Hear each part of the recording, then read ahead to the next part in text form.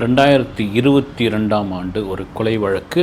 அந்த கொலை வழக்கு நீதிமன்றத்துக்கு வருது. அந்த நீதிமன்றம் விசாரிச்சுக்கிட்டே இருக்குது. விசாரிச்சுட்டு கடந்த 2 நாளைக்கு முன்னாடி ஒரு ஃபைனல் தீர்ப்பு அப்படின்னு வந்தாச்சு. குற்றம் சாட்டப்பட்ட பெண் 24 வயது. அந்த பெண் நீதிபதியை பார்த்து, நீதி அரசரை பார்த்து என்ன கேட்குறாங்க, எனக்கு 24 வயசு தான் ஆகுது, எனக்கு குறைந்தபட்ச மன்னிப்பாக கொடுத்துருங்க, இல்லைனா குறைந்தபட்ச தண்டனையாக கொடுங்க, நான் படிப்பில் ரொம்ப சுட்டியான பெண், நான் கடுமையான மன உளைச்சலுக்குள்ளாக இருக்கிறேன், என்னுடைய சூழ்நிலைலாம் வேறு மாதிரி இருக்குது, என் வயதை ஒரு காரணமாக எடுத்து பண்ணுங்க அப்படின் பொழுது அந்த நீதி அரசர் என்ன சொல்கிறாரு, அம்மா உன் மேலே 586 பக்கம் கொண்ட குற்றச்சாட்டு கொண்ட அந்த பக்கங்களை முழுசாக நான் வாசிச்சிட்டேன், உனக்கு துளி அளவு கூட ஈவு இரக்கம் காட்டக்கூடாது அப்படின்ற ஒரு முடிவு. இன்றைக்கி இப்போ அந்த நீதி அரசருடைய தீர்ப்பு, நீதிமன்றத்தினுடைய தீர்ப்பு, நீதி வெல்லும் அப்படின்ற ஒரு விஷயம். அந்த பெண்ணிற்கு அதிகபட்ச தண்டனையாக மரண தண்டனை. குறிப்பாக இந்தியாவையே ஒரு பக்கம் அப்படி திரும்பி பார்க்க வைத்திருக்கிறது. குறிப்பாக தமிழக கேரள மக்களுடைய எதிர்பார்ப்பாக இந்த வழக்கு இருந்திருக்கு. எந்த வழக்குன்னு உங்களுக்கு தெரிஞ்சிருக்கும். கிருஷ்மா, ஷாரோன் ராஜ், கிருஷ்மா ஒரு காதலி, இவங்க 2 பேரும் காதலனை கொன்ற வழக்கில்தான் கிருஷ்மாவை 2022ஆம் வருஷம் போலீஸ் அரெஸ்ட் செய்து, அதுவும் திருவனந்தபுரம் போலீஸ் அரெஸ்ட் செய்து நெய்யாற்றங்கரை நீதிமன்றம் அந்த வழக்கை விசாரணை பண்ணுது. விசாரணை நடந்துகிட்டு இருக்கு. விசாரணை நடக்கும் பொழுது இடையில் என்ன ஆகுதுன்னா, இது போலீஸ் சரியான விசாரணை பண்ணுறதா எங்களுக்கு திருப்தி இல்லை, கேரள போலீஸ் மேலே சிபிஐக்கு மாற்றுங்கன்றாங்க. அது ஒத்துக்கிறாங்க. சிபிஐ உள்ள விசாரணை பண்ணும்பொழுது பல திடுக்கிடும் தகவல்லாம் வருது. ஒரு 24 வயசு பொண்ணுக்கு இவ்வளோ பெரிய ஒரு கல் நெஞ்சமா, அது இது இறக்க குணமே இருக்காதா அப்படின்ற மாதிரியான ஒரு விஷயம் நம்ம பெண் என்றால் பேயும் இறங்குன்னு பெண்மைக்கான ஒரு விஷயம் தாங்க பெண் என்றால் பேயும் இறங்கும் அப்படின்னு. இதெல்லாம் மாரி ஆணுக்கு ஒரு தண்டனை, பெண்ணுக்கு ஒரு தண்டனை, ஆணுக்கு ஒரு நியாயம், பெண்ணுக்கு ஒரு நியாயம்லாம் கிடையாது. தொடர்ச்சியாக சொல்கிறது வளைகுடா நாடுகளில் தண்டனை கடுமையான தண்டனை, அது ஆணாக இருக்கட்டும் பெண்ணாக இருக்கட்டும், கடுமையான தண்டனை. அந்த தண்டனை காரணங்களாக தான் நாங்கள் குற்றங்கள் குறைவு அப்படின்னு மிக சமீப காலமாக இந்தியாவை சார்ந்த மாநிலங்களில் குறிப்பாக நிறைய பாலியல் சம்பந்தமான வழக்குகள் சம்பந்தப்பட்ட அந்த குற்றச்செயல்கள் அதிகப்பட்டே போயிட்டு இருக்கு. தமிழக அரசு கூட ஒரு தீர்மானம் முதல்வர் மு.க. ஸ்டாலின் போட்டிருந்தார். அதிகபட்ச தண்டனையாக பாலியல் கொடுமைகளுக்கு மரண தண்டனை விதிக்கப்படும் அப்படின்ற ஒரு தண்டனை விவரங்கள்லாம் சட்டப்பேரவையில் ஏற்றிருந்தார். சரி, இப்போ என்ன கேரள குமரி எல்லையில் இந்த கேஸை ரொம்ப இதுவாக பார்த்துருந்ததுக்கான காரணம் என்ன அப்படின்னா, கிருஷ்மா, ஷாரோன் ராஜ் 2 பேரும் காதலர். ஷாரோன் ராஜ் குமரி மாவட்டத்தில் மூரியன் கரை அப்படின்ற ஒரு பகுதியை சேர்ந்தவர். இவர் பிஎஸ்சி ரேடியாலஜி படிச்சுட்டு இருக்கார். கிருஷ்மா களியக்காவிலையை சேர்ந்தவங்க. எல்லாரும் இந்த கேரளா பார்டர் குமரி மாவட்டத்தை சேர்ந்தவங்க. 2 பேரும் லவ் பண்ண ஆரம்பித்தாங்க. அந்த லவ் வளர்ந்துக்கிட்டே இருந்தது. லவ் பண்ணிட்டு இருந்தாங்க. இவர் ரேடியாலஜி படிச்சிருந்தாங்க. அவங்க குமரி மாவட்டத்தில் உள்ள ஒரு தனியார் கல்லூரியில் பட்டம் படிச்சுட்டு இருந்தாங்க. இந்த காதல் வளர்ந்துக்கிட்டே இருந்தது. வீட்டுக்கு தெரியுமா தெரியாதா இதெல்லாம் ஒன்றும் இதுவாகலை. காதல் நடந்துக்கிட்டே இருக்கும்போது ஒரு நாள் ஷாரோன் ராஜ் என்ன பண்ணுறாரு, அப்படி போகிற வழி என் காதலியை பார்த்துட்டு ஒரு ஆய் சொல்லிட்டு போகிறேன் அப்படின்னு அவர் நண்பரோடு போகிறவர் சரி நீ சொல்லிவிட்டு நான் வெளியே வெயிட் பண்ணுறேன் அப்படின்னு வெளியே உள்ளே போனவர் ரொம்ப நேரமாக வெளியே வரல பேசிகிட்டு இருந்தாங்க. இதெல்லாம் பண்ணாங்க. இதெல்லாம் ரைட்டு ஓகே அப்படின்ட்டு வந்தப்போ ரைட்டு நம்ம போகலாம், வண்டி எடுத்துகிட்டு போகலாம் அப்படின்னு வண்டி கொஞ்சம் தூரம் அவர் கன்னியாகுமரி நோக்கி போகிறாரு. கொஞ்சம் தூரத்தில் கடுமையான வயிற்று வலி ஆரம்பிக்குது.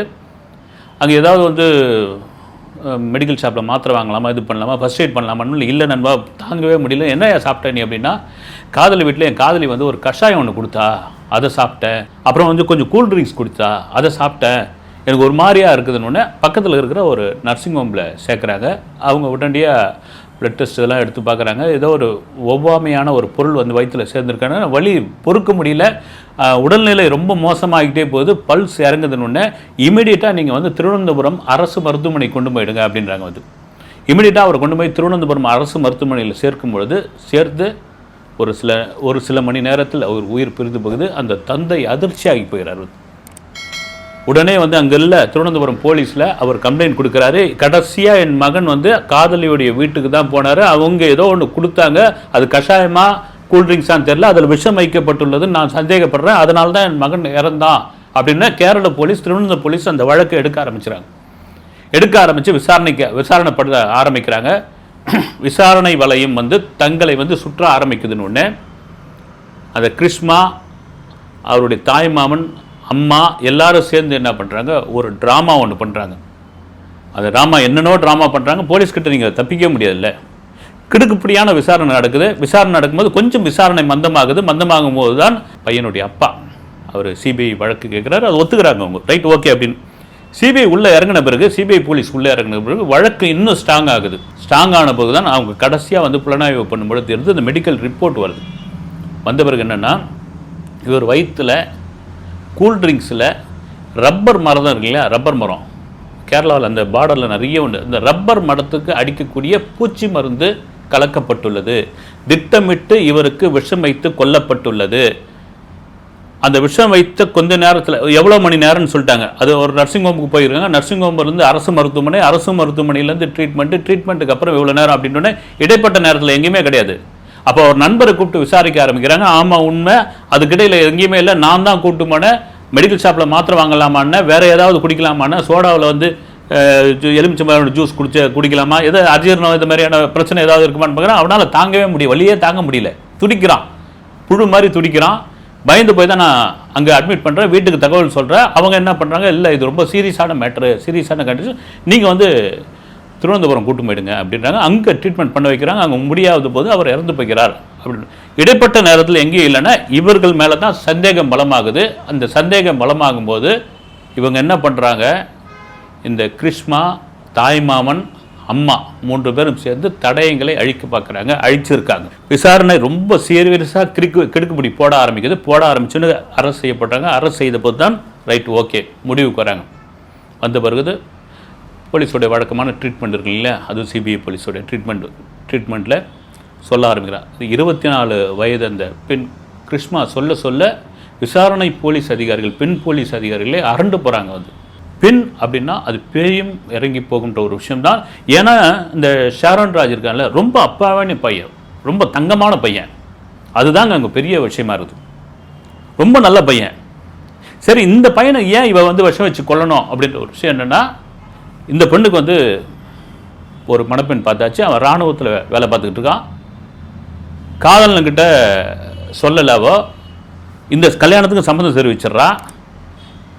கல்யாணத்துக்கு காதலன்கிட்ட சொல்லாமல் விட்டா இவன் நம்ம கூட எடுத்த புகைப்படம், அப்புறம் எழுதின இது மெசேஜு, வாட்ஸ்அப்பில் இந்த மெசேஜ் எல்லாம் வந்து வருங்கால கணவன்கிட்ட கொடுத்துருவானோ அப்படின்னு வந்து இவ பயப்படுறா. இதில் எவ்வளோ பெரிய கிரிமினல் இந்த பொண்ணு பாருங்கள். வந்து ஏன்னா நான் சொல்லலை, போலீஸ் விசாரணையில் வருது விஷயம். வந்து இந்த கூல்ட்ரிங்க்ஸ்லேயோ இல்லை கஷாயத்தில் விஷம் வச்சு கொன்றால, கொல்றதுக்கு முன்னாடி என்ன பண்ணியிருக்கிறா, இந்த பையனை இறந்து போன அந்த ஷாரோன் ராஜை செக்ஸுவலுக்காக கூப்பிட்றா. அவன் வந்து வா அப்படின்னு அவன் ஒத்துக்க மாட்டேன்றான். ஐயோ கல்யாணத்துக்கு முன்னாடி எவ்வளோ தங்கமான பையன் பாருங்கள், வந்து முடியாதுன்றான். இது உல்ட்டாவாக தான் நடக்கும் எப்போவுமே. என்ன காரணம்னா, அதை ஒரு ஆதாரமாக வச்சு அவன் மேலே ஈஸியாக குற்றச்சாட்டலாம் அப்படின்னு. இப்போ இந்த பொண்ணு வந்து நீதியரசர்கிட்ட கேட்குறாள்ல, நான் வந்து 24 வயசு, நான் சுட்டியான பெண்ணு, படிப்பில் நல்லா படிப்பேன், எனக்கு வாழ வேண்டிய வயசு நிறைய இருக்குது, எனக்கு கனவுகள்லாம் இருக்குது நிறைய, தெரியாமல் பண்ணிட்டேன், ஏதோ இதுவில் பண்ணிட்டேன், எனக்கு வந்து மன உளைச்சலில் இருந்தேன், எல்லாம் ரைட்டு. அந்த நீதியரசர் சொல்கிறாரு, அம்மா நீ வந்து ஒரு முறை இல்லை, போலீஸ் இல்லை 10 முறை அவனை கொல்றதுக்கு நீ ட்ரை பண்ணியிருக்க, 10 முறை நீ வந்து ட்ரை பண்ணியிருக்க. அதை கேட்கும் போதே எனக்கு பக்குன்னு இருக்குது. அந்த பையனை வந்து ஒன்றும் இல்லை, அவனும் ஒரு சின்ன வயசுக்கார பையன் தான், அவனுக்கும் கனவு இருக்குது, அவனுக்கும் இருந்திருக்கு, அவனும் உன்னை நம்பி இருக்கிறான். நீ கொடுத்த அந்த விஷத்தை அவன் அமிர்தன்னு நினச்சி குடிச்சிருக்கிறான். இதில் ஒரு பெரிய ஹைலைட் என்ன தெரியுங்களா, திருவனந்தபுரம் அரசு மருத்துவமனையில் அவனுடைய சீரியஸான கண்டிஷன் போகுது. போலீஸ் வந்து வாக்குமூலம் எடுப்பாங்க, வந்து என்ன ஏதுன்னு. அவன் கடைசி வரைக்கும் அந்த காதலியை காட்டி கொடுக்கல பாருங்க. இதுதான் அந்த நீதிமன்றத்தில் இருந்தவங்களாம் கலங்கி போகிறாங்க. வந்து கடைசி வரைக்கும் காட்டி கொடுக்கல. இது சினிமாவில் மட்டுமே சாத்தியமான ஒரு விஷயம். வந்து பெண்களுக்கு எதிரான ஒரு விஷயம் சொல்லி குரல் கொடுக்கணும் இல்லை, ஆண்களுக்கு எதிரான ஒரு விஷயத்துக்கும் அப்பாவிக்கமான ஒரு விஷயம் வந்து சேருதில்லை. 10 முறை ட்ரை பண்ணியிருக்கா. ஒரு முறை அதிகப்படியான கண்ட மாத்திரைகளை போட்டு அவனை கொல்லன்னு பார்த்துருக்கா, முடியல.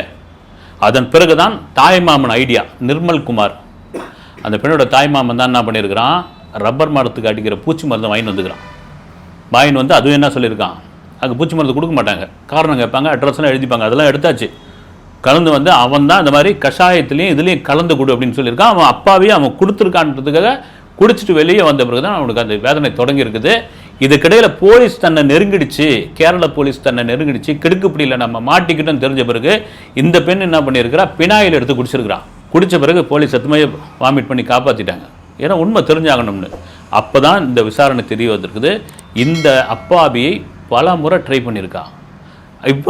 இவன் மேலே ஒரு குற்றச்சாட்டு, இறந்து போயிட்டான் இது மாதிரி அப்படின்னா, இவன் என்னை வந்து பலவந்தப்படுத்தினா, என் கூட செக்ஸுவல் வச்சுக்கிட்டான், என்னை வந்து வலுக்கட்டாயமாக கற்பழிச்சான் அப்படின்றதுக்காக அவள் ஆல்ரெடி ஒரு வீடியோ கேமராவை, ஸ்டில் கேமராவை ரெடி பண்ணி வச்சுது.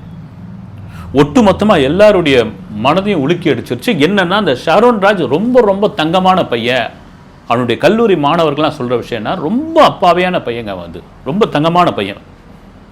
அவன் வந்து ஒரு போஸ்டர், ஏப்பட போஸ்டர் இருந்தால் கூட பார்க்க மாட்டான். அவ்வளோ அருமையான பையன். அவன் ரொம்ப மானசீகமாக அந்த பெண்ணை வந்து லவ் பண்ணான், காதலிச்சான்.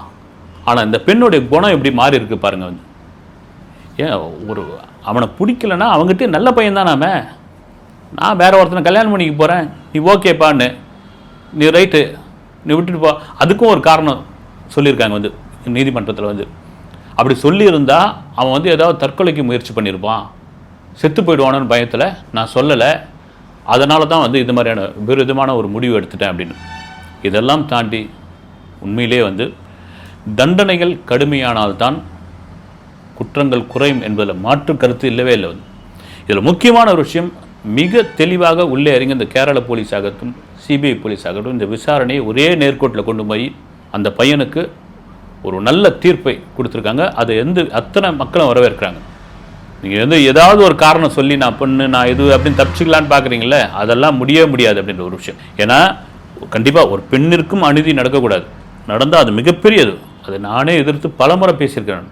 அதே சமயத்தில் ஒரு அப்பாவி ஆணிற்கும் அது நடந்தால் எவ்வளோ பெரிய ஒரு கொடூரமான ஒரு விஷயம். அது அவனுக்கு என்னென்ன கனவு கண்டிருப்பான். நீ கொடுத்த அந்த கூல்ட்ரிங்க்ஸை, கஷாயத்தையோ அவன் ஒரு நிமிஷம் நினச்சிருப்பானா அது விஷன்னு. காதலி ஆசையாக கொடுக்குறாயா அப்படின்னு, அந்த ஆசையாக கொடுக்குறான்ற குடிச்சான் பாருங்க. குடிச்சு அவனுக்கு வயிற்று வலி ஆரம்பிச்சதில்ல, அப்போ கூட அவனுக்கு தோணலை வந்து. ஆனால் சொல்கிறான் நண்பன்கிட்ட, கடைசியாக என்னடா சாப்பிட்டான்றான், சிக்கன் சாப்பிட்டியா, இதுவும் சாப்பிட்டியா, அதை சாப்பிட்டியான்றான். இல்லைடா கடைசியாக இந்த லவர் கொடுத்த இதுதான் சாப்பிட்டேன்றான்.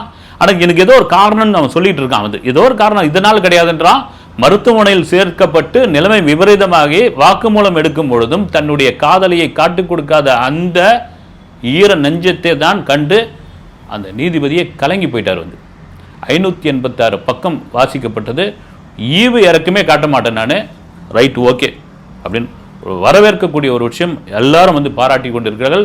அவருடைய தாய்மாமன் நிர்மல்குமார் வாங்கி வந்து கொடுத்ததுனால, அந்த மருந்து வாங்கி வந்து கொடுத்ததுல 3 ஆண்டு சிறை தண்டனை.